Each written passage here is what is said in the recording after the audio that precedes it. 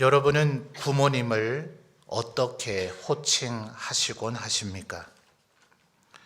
저는 어릴 때부터 어머니에게는 엄마라고 늘 부르곤 했고, 아버지에게는 아버지라고만 이렇게 부르곤 했던 것 같습니다. 너무 어릴 때부터도 아버지를 아버지라고만 부르니 목회자였던 아버지는 종종 부모님이 자녀들을 너무 엄하게 키우시는 거 아니냐, 특별히 아들을 너무 엄하게 가르치시는 거 아니냐 하는 얘기를 다른 이들에게 들어서 가끔 어머니가 언짢아 하시곤 했습니다. 어느 날 아버지도 그런 얘기를 들으셨는지 너는 어린 녀석이 무슨 아버지라 하느냐 이렇게 저에게 호통을 치셔서, 그날만은 워낙 엄하셔서 잘못하면 맞을 수도 있기 때문에 그날 딱 한 번 정도 아마 아빠라고 불렀던 그런 기억이 나는 것 같습니다.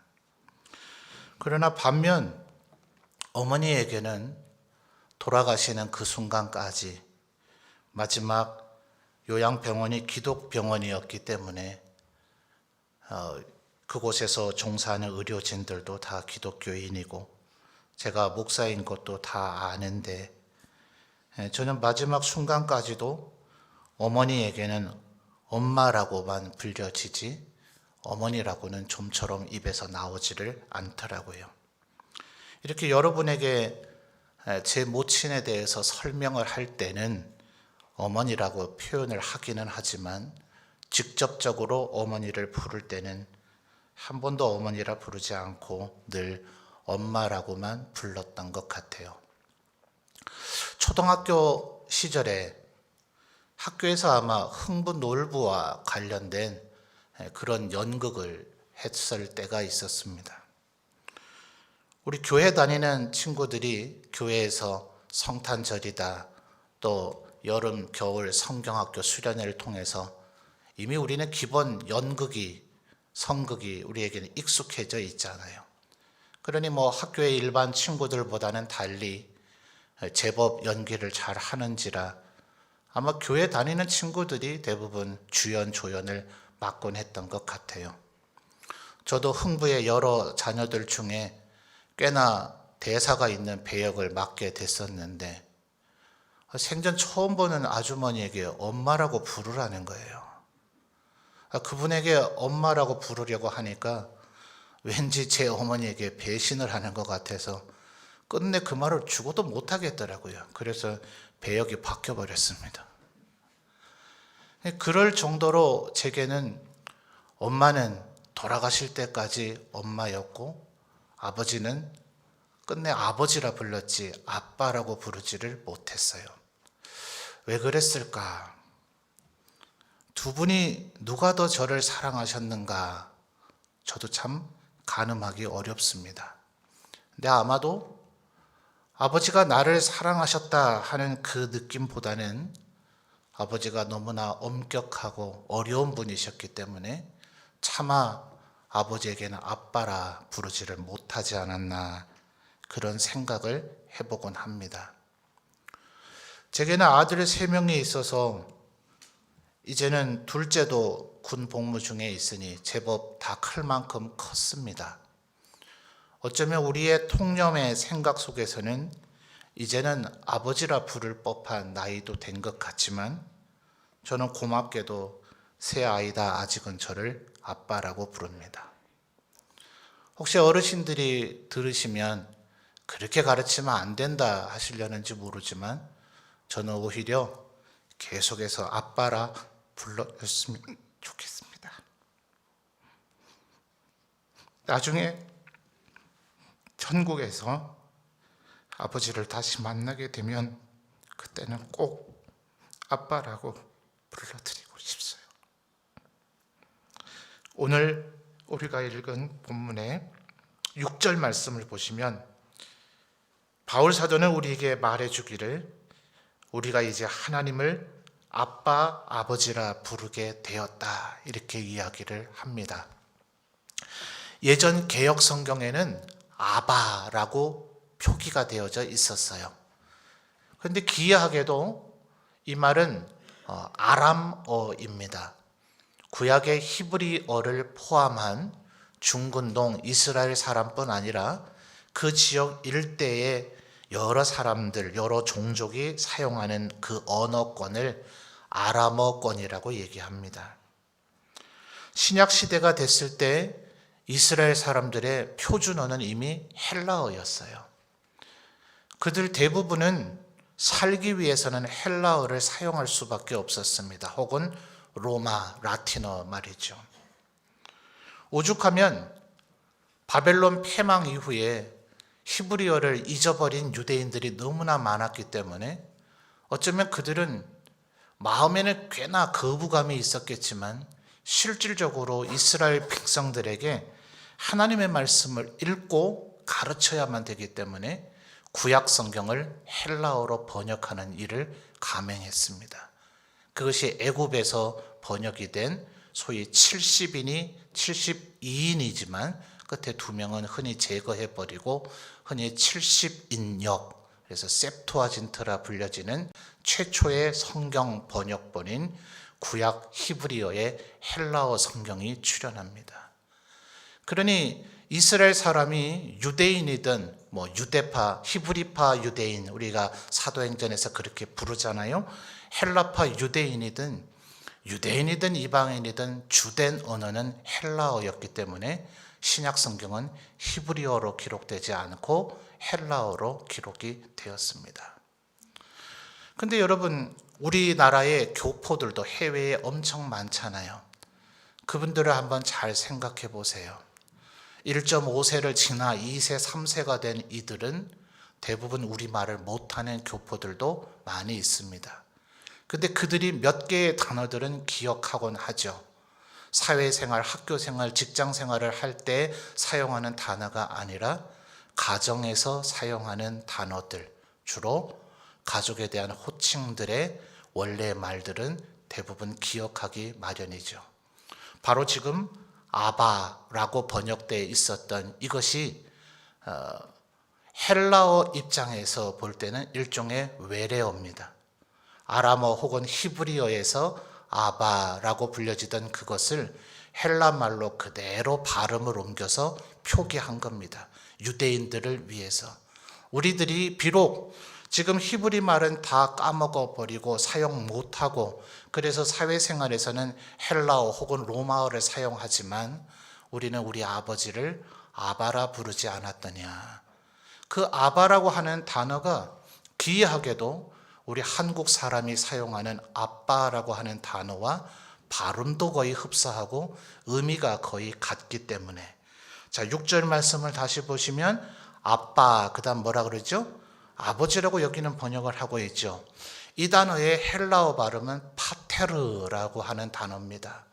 바로 이 로마 그리고 헬라 말이 유럽의 영미 언어 외에 프랑스어, 독일어 등등의 언어의 모 언어가 되기 때문에 바로 영어 단어의 father, 아버지를 나타내는 그 말이 헬라어 파테르에서 변형이 되어진 것입니다. 그러니까 아버지라고 하는 단어가 이 헬라 사회에는 있어요. 파테르라고 하는 단어가. 그런데도 불구하고 굳이 아바라고 하는 단어, 히브리인들이 너무나 정감 있게 자기 아버지를 부르곤 했던 그 단어를 지금 바울 사도는 사용하고 있는 겁니다. 예전 개역 성경에는 아바라고 되어 있어요. 근데 사실 외국 발음을 우리 한글로 표기하는 것은 그 사실은 발음하는 그쪽 사람들, 원어민이라 하더라도 그들의 발음을 따라 조금은 다를 수 있죠. 그래서 이 번역, 개역 개정의 이 번역은 우리 한국 사람을 배려한 번역입니다. 실제로 발음이 비슷하고 의미가 같기 때문에 우리에게 보다 익숙한 단어인 아빠, 아버지라 이렇게 번역을 한 겁니다. 여러분, 이 단어, 지금 바울 사도는 갑자기 이 얘기를 하는 게 아닙니다. 마가복음 14장을 나중에 여러분 찾아보시면 예수님께서 십자가를 지시기 직전 소위 감람산에서 기도하실 그때에 하나님을 아빠, 아버지라 불렀습니다. 할 수 있다면 이 잔을 내게서 지나가게 해 주십시오. 그러나 내 뜻대로는 마시고 아버지의 뜻대로 하십시오라는 그 피눈물 나는 기도를 하실 그때에 예수님은 하나님을 아빠, 아버지라 불렀습니다. 그러니 지금 바로 그 예수님의 그 아버지를 향한 부름, 그것을 따라서 바울 사도는 우리도 예수 그리스도와 함께 그분 안에서 하나님의 자녀가 되었으니 너희도 하나님을 이제 아빠, 아버지라 부르라. 우리에게 이렇게 알려주고 있는 것입니다. 여러분, 이게 얼마나 크나큰 파격인가 아십니까? 이스라엘 사람들이 하나님을 아버지라 부르는 것조차도 상상도 못할 일이에요. 예수님을 결국 십자가에 박아 죽여야 되겠다라고 대제사장의 무리가 결심하게 되는 주된 이유 중에 하나가 하나님을 아버지라 불렀기 때문에 그렇습니다. 나와 아버지는 하나다. 하나님께서는 나의 아버지시다. 그 아버지가 나를 너희에게 보냈다라고 얘기하니 그것은 도저히 이스라엘인들에게는 용납할 수가 없는 일이에요. 우리가 흔히 구약 성경이든 신약 성경이든 하나님이라고 번역이 되어 있는 단어는 원래 히브리어의 엘로힘이라고 하는 단어를 그렇게 번역을 한 겁니다. 그거 외에 구약 성경에서 우리는 또 다른 하나님의 호칭인 여호와를 발견하게 되죠. 근데 여러분, 하나님의 이름을 함부로 부를 수 있습니까? 안 되죠. 십계명에서도 뭐라 하셨어요? 하나님의 이름을 망령되이 일컫지 마라. 함부로 그 입에 올리지 마라. 우리는 우리 부모님의 이름도 잘 안 올리잖아요. 누군가 여러분에게 부모님 함자가 어떻게 되십니까? 라고 말하면 그 성함을 그대로 부릅니까? 그렇지 않죠. 무슨 자입니다 라고 글자로서 설명을 하지 내 입으로 내 부모의 이름을 부르는 것 자체를 꺼려하죠.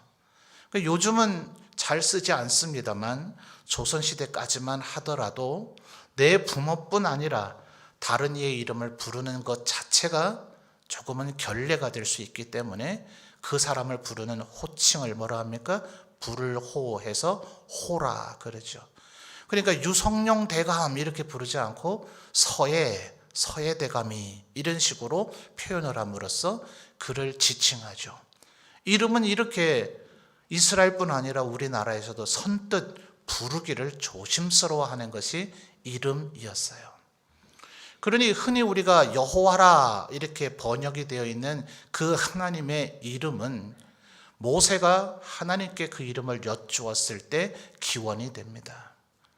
하나님, 내가 이스라엘 백성을 이끌어내기 위해서 애굽에 가서 나를 누군가 보냈다라고 설명을 해야 되는데 바로나 애굽인은 차치하고 내 동포 이스라엘인들에게 내가 도대체 누가 나를 보냈다고 해야 됩니까? 라고 할 때에 하나님께서 스스로를 말씀하셨는데 그 단어의 의미가 그렇게 되기 때문에 출애굽기는 나는 스스로 있는 자다 이렇게 번역을 했어요. 주로 영미권에서는 I am that I am 혹은 I am who I am 이런 식의 단어로 번역을 해놓았습니다.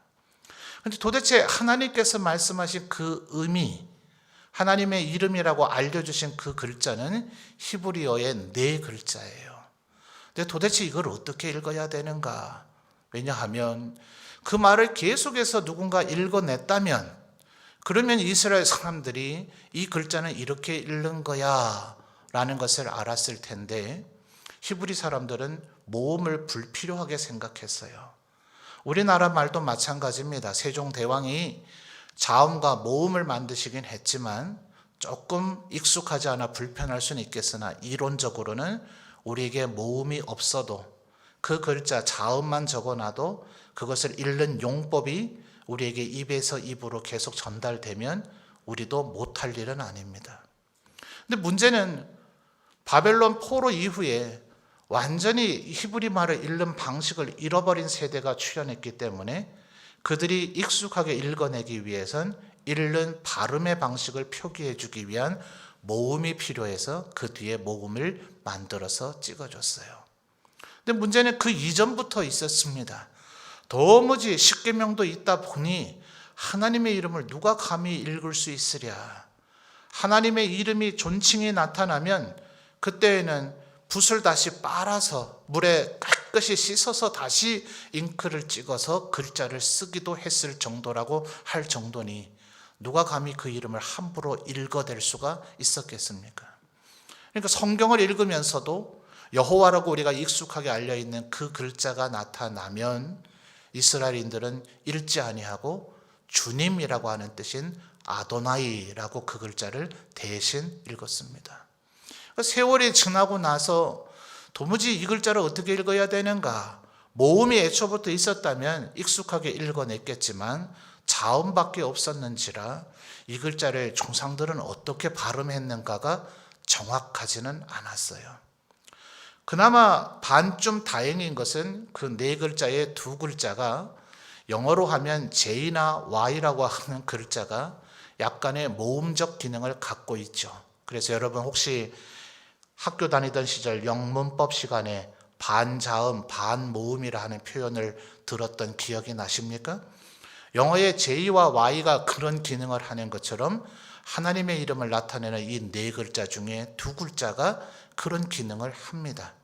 그러니 모음을 몰라서 발음을 정확히 모른다 할지라도 어거지로 읽어내다 보면 그래서 어떤 이들은 야훼라고 발음하는 것이 더 합당하지 않느냐라고 주장하는 이들이 있어요.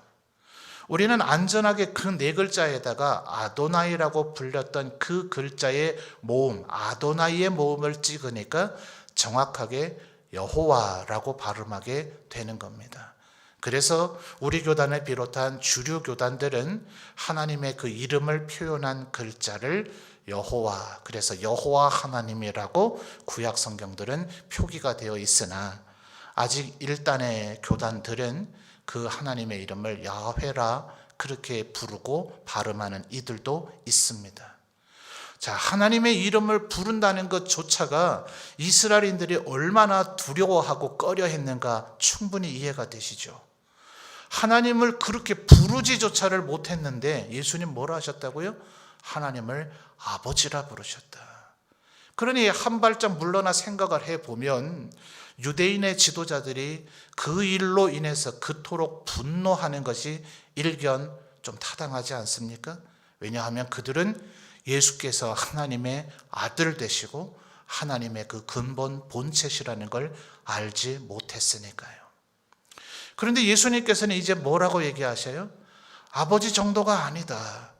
그 아버지 하나님께서 나와 예수 그리스도와 그리고 우리들 너희를 얼마나 사랑했는지를 너희가 안다면 그분을 아버지라 부르는 정도가 아니라 아빠라 부르게 될 것이다.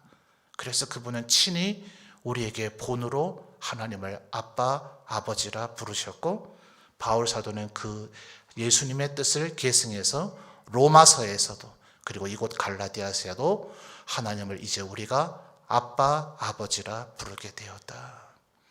그러니 아버지라고 하는 파테르라고 하는 별도의 단어가 있는데도 불구하고 굳이 히브리 말을 잊어버린 세대들, 헬라파 유대인들에게도 가능한 아빠라고 하는 이 단어를 사용하라 하는 것은 하나님은 우리에게 너무나 사랑이 많으신 분이기 때문에 그렇습니다. 여러분, 하나님을 너무 두려워하지는 마시기를 바라요. 우리는 그분을 경외해야 합니다.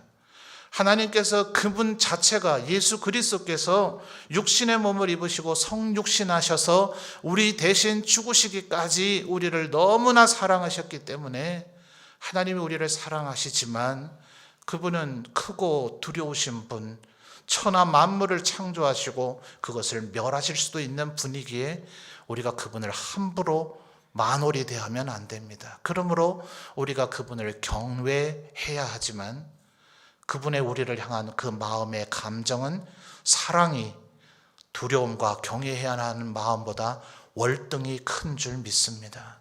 그러니 요한 사도가 요한 1서에서 뭐라 얘기합니까? 하나님은 사랑이십니다. 그분이 우리를 이토록 사랑하셨으니 우리도 사랑하는 것이 마땅하다. 심지어 예수님께서 내가 너에게 새 계명을 주고자 하는데 구약에 있었던 그 모든 계명을 다 능가하는 그것을 하나로 합친 오직 유일한 그 하나의 계명은 너희도 서로 사랑하라. 하나님을 사랑하고 둘째는 이와 같으니 너의 이웃을 너의 몸과 같이 사랑하라 하신 이 계명 속에 모든 계명과 율법이 다 들어있느니라. 하나님께서 우리를 이토록 사랑하셨으니 그 사랑을 받은 저와 여러분, 이제는 하나님을 아버지라 부르는 차원을 넘어서서 하나님을 아빠라 부를 수 있는 우리 모든 성도들이 되시기를 바랍니다. 아빠라 부르라 하심의 그 의미 속에 담겨 있는 것은 사랑입니다. 하나님이 나를 이토록 사랑하셨다 하는 사실을 늘 기억하여 그 사랑의 하나님 앞에 하나님을 아빠라 부르실 수 있는 우리 성도들이 되시기를 바랍니다. 여러분, 우리가 6절까지 읽었습니다만 7절 말씀을 여러분이 한번 읽어주시죠. 7절입니다. 시작.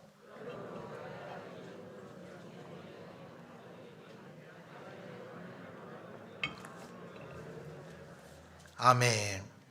자, 하반절에 보니까 이제는 아들이 되었으니, 아들이면 하나님으로 말미암아 뭘 받을 자예요? 유업을 받을 자다. 이것은 3장 29절에서 이미 한번 언급했습니다. 3장 29절도 같이 한번 볼까요? 너희가 그리스도의 것이면 곧 아브라함의 자손이요 약속대로, 그 다음 뭐라고요? 유업을 이을 자다. 그래서 요한복음 1장 12절에서도 뭐라 합니까? 하나님을 이름을 믿는, 예수 그리스도의 이름을 믿는 자, 곧 그 이름을 영접하는 자들에게는 뭐예요? 하나님의 자녀가 되는 뭡니까? 권세를 주셨으니 라고 요한 사도가 알려주고 있잖아요. 하나님께서 우리를 그분을 아빠라 부르라 하시는 데는 단순히 하나님의 사랑을 넘어서서 우리가 이제 그의 자녀가 되는 권세를 누릴 수 있음을, 그리고 하나님의 그 모든 유업과 유산, 여러분 자녀가 이렇게 많은데 이걸 나눠서 받아야 된다고 걱정되십니까? 아니요. 하나님이 우리에게 주실 그 어마어마한 축복은 이 세상 그 누구가 측량하고 헤아릴 수도 없습니다. 우리 모두가 그 누구도 부럽지 않을 정도의 어마어마한 유업과 유산을 하나님으로부터 물려받게 되어질 줄 믿습니다. 그러니까 우리가 하나님을 아빠라 부를 때 이 축복이 우리에게 깃들여져 있는 것이에요. 여러분, 그러기 위해서는 우리가 어떠해야 되는가?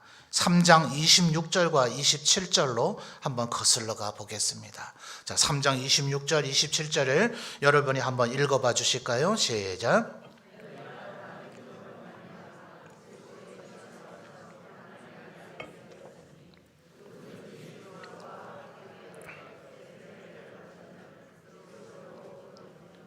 아멘. 자, 26절 하반절에도 보니까 하나님의 뭐요? 하나님의 아들이 되었으니, 하나님의 아들이 되게 하셨다는 얘기를 이미 3장에서부터 바울 사도는 해오고 있어요. 그런데 26절과 27절을 보면 하나님의 아들이 되어지는 방법 혹은 조건이 세 가지 정도가 나타납니다. 자, 26절부터 한번 같이 찾아볼까요? 너희가 다 믿음으로 말미암아, 그 다음 뭡니까? 그리스도 예수 안에서. 27절에 두 번째요. 누구든지 그리스도와 뭐합니까? 합하여. 그래서 세례를 받았기 때문에 하반절에 세 번째 뭐예요? 그리스도로 옷 입는다. 이렇게 이야기하고 있습니다. 여러분, 제가 영어는 잘 못하지만 이게 바울 사도가 이런 표현을 굉장히 많이 쓰는데, 영어의 전치사 있죠? in, to, for, from, through, 뭐 이런 전치사들 있잖아요. 바울 사도는 이거를 계속해서 아주 입체적으로 우리에게 설명합니다. In Christ, 그리스도 안에서, 그리스도를 위하여, 그리스도로 말미암아, 그리스도를 통하여, 이렇게 입체적으로 설명할 수밖에 없는 것은 예수님께서 요한복음 15장에서 뭐라 그러셨어요? 내가 너희 안에, 너희가 내 안에 있는 것이다. 그래서 굳이 말하자면 27절의 두 번째 조건이라 할 수 있는 그리스도와 합하는 것, 그러니 그리스도께서 우리의 머리가 되시고 우리는 그의 몸이 된다고 성경이 얘기하고 있잖아요. 그리스도와 이렇게 온전히 하나가 되어질 때 그때 26절 하반절에 얘기하는 하나님의 아들이 된다는 거예요. 그거를 또 다른 형태로서는 오늘 우리가 읽은 4장 6절에서 뭐라 표현하는가? 4장 6절에 다시 한번 주목해서 보십시오. 너희가 아들임으로 하나님이 그다음 뭐라 얘기합니까? 그 아들의 영을 우리 마음 가운데에 보내사. 이 하나님의 영 혹은 아들의 영 성령 하나님께서 우리 마음에 오실 때 우리가 하나님을 아빠 아버지라 부를 수 있다 하는 거예요. 그런데 간혹 우리는 성령님께서 마치 우리를 떠나신 것과 같은 느낌을 가질 때가 있습니다. 에스겔 선지자를 통해서 하나님께서 환상과 예언으로 이런 걸 보여주셨죠. 성전 밑바닥에서부터 물이 솟아 흐르기를 시작하는데 그 물이 흘러 결국은 그 물이 닿는 곳마다 모든 죽은 것을 되살아나게 할 것이며 심지어 죽음의 바다인 사해 갯벌이라고 불려지는 그 죽음의 영역이라고 불려지던 그곳까지도 소생시킬 것이다. 그런데 그 과정을 설명하기를 얼마의 거리를 가게 되면 물이 우리의 발목 정도 차고 또 얼마를 가게 되면 우리의 무릎 정도 차고 얼마를 가게 되면 우리의 허리 정도 차고 끝내는 우리의 머리 위까지, 그래서 우리의 발바닥이 물 바닥에 있지 아니하고 그 한 길의 깊이를 넘어서는 깊은 수심을 이루게 된다고 하는데 그 거리와 발목, 무릎, 허리 그리고 머리 위까지로 물이 차오르는 그것을 만들어 보면 이런 급경사의 하천과 바다는 없습니다. 이렇게 짧은 거리 안에서 이렇게 수심이 깊어지는 건 없어요. 하나님께서 한순간에 급격하게 우리에게 성령 충만함을 허락하신다는 것을 얘기하고 있는 것인데 그 중간 과정이 뭐라고요? 발목, 무릎, 허리 그리고 머리 위까지로 차오르게 된다는 이것은 역설적으로 얘기하면 우리가 하나님 앞에 범죄하거나 영적인 열심을 내지 않거나 우리의 영이 메마르고 시들어지게 되면 성령 충만한 우리의 머리 위까지로 성령 하나님의 다스리심이 가득 차 있는 상태가 아닌 허리 정도의, 무릎 정도의, 발목 정도의 내 맘대로 내 뜻대로 사는 그 지경에 빠져버릴 수가 있다 하는 거예요. 우리 해군 계열의 부대는 바닷가에서 일부러 발목 정도는 물에 젖는 가운데 구보를 종종 합니다. 모래사장도 힘들긴 하지만 그 정도의 물에 잠기면 뛰기가 더 힘들어요. 그것으로 인해서 체력이 연단되어지는 것이고 언젠가 해변에서의 전투를 하게 될 때 그 상황에 익숙하도록 하기 위한 훈련입니다. 발목 정도의 성령 하나님의 그 은혜가 우리에게 차 있어도 우리에게 꺼리낌이 있죠. 이거 하나님이 안 좋아하실 텐데, 이렇게 살면 안 될 텐데, 이러다 하나님께 매맞을 수도 있을 텐데. 히브리서에서 뭐라 그래요? 너희가 벌받지 않는다면 너희는 사생하다, 부모가 없는 자다. 하나님이 너희의 부모가 맞다면 너희가 그릇된 길로 갈 때 너희를 멸망하지 않도록 하기 위해서 너희를 치실 것이다. 절대 이걸 바라거나 해서는 안 됩니다. 두려운 일입니다. 그러나 나도 모르게 내가 범죄하여서 하나님이 나를 치시거든 그 일로 인하여 오히려 기뻐하라. 하나님이 너희 아버지시라는 증거가 아니더냐. 너희는 사생아가 아니요 고아가 아니요 버려두지 아니하고 하나님이 너를 사랑하신다는 증거이다 하는 거예요. 그런데 만약 발목 정도, 무릎 정도 차 있다면 제가 아버지를 한 번도 아빠라 부르지 못하고 아버지라 불렀던 것처럼 하나님이 나를 사랑하신다는 느낌이 더 강렬할까요? 하나님을 향한 두려움의 마음이 더 강렬할까요? 아마 두려운 마음이 강렬해서 우리는 차마 그분을 아빠라 부르지 못할 거예요. 4장 6절의 중반절의 의미는 마치 그와 같은 것입니다. 그리스도 안에서 그리스도와 합하여 그리스도로 옷 입으면 그러면 우리가 하나님의 자녀가 될 터인데 그때에 하나님께서 아들의 영을 우리에게 보내어 주셔서 우리로 하여금 성령 충만하게 되어져 하나님을 기쁨으로 나를 사랑하시는 그 품에 안기고자 하는 마음으로 하나님을 아빠라 부르게 될 것이다. 이 은혜가 우리 성도들에게 있기를 주님의 이름으로 축원합니다. 그러니 4장 8절 이후부터 지금까지는 우리는 하나님께서 우리를 아빠라 부르신다는 것은 그분이 우리를 사랑하신다는 증거이다. 그리고 그분이 우리에게 유업과 권세를 주시고자 하는 특권이다 하는 것을 살펴봤지만 4장 8절 이하는 우리가 해야 할 의무를 얘기하고 있어요.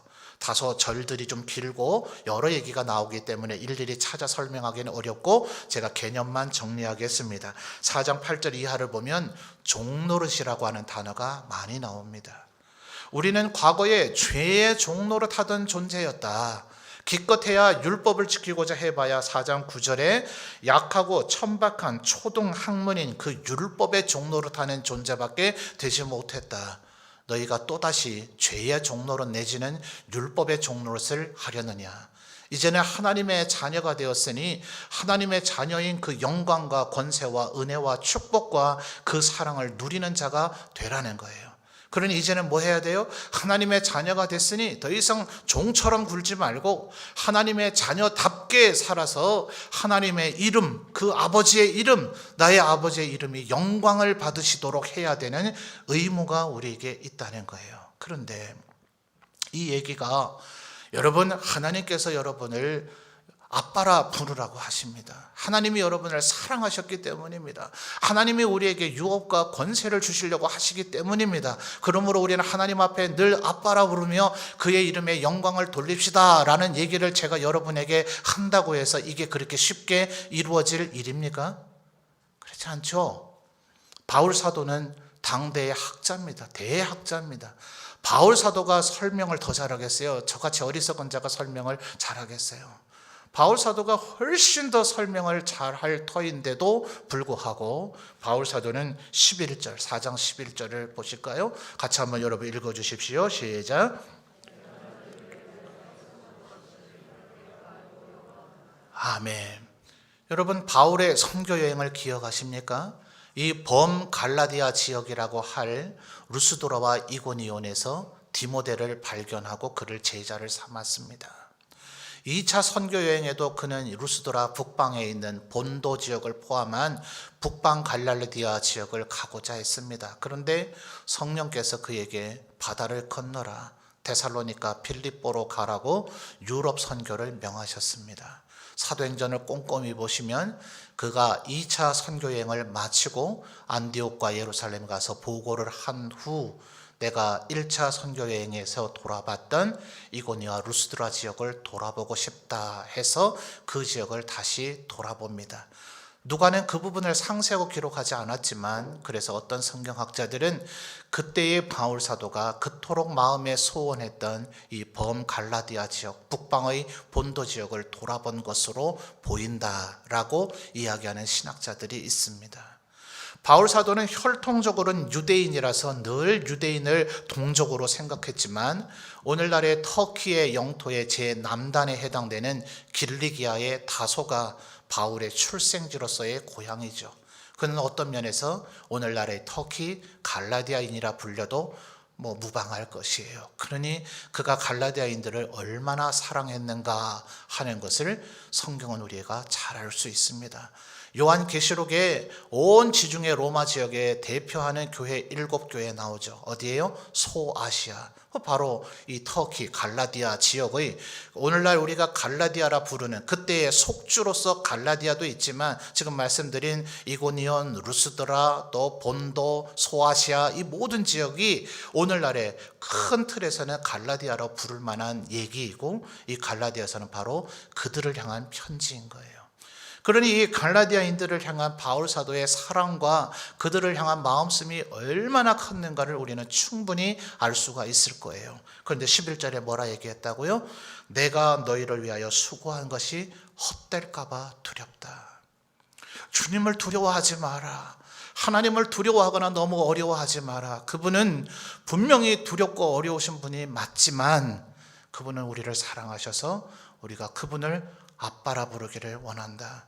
우리가 죄악 가운데 머물러 있으면, 성령 충만하지 못하면, 자꾸 하나님 앞에 두렵고 꺼리끼는 것이 우리에게 있으면 우리는 하나님을 두려워하고 그분 앞으로 나아가지 못하고 그분을 아빠라 부르지 못할 것이다. 제발 그런 종로로 타는 지경에 빠져 있지 말고 하나님의 말씀에 순종하고 그분의 사랑만큼 너희도 그분을 사랑하여서 그분을 아빠라 부름으로 그 유업과 권세를 누리는 축복된 생애를 살라.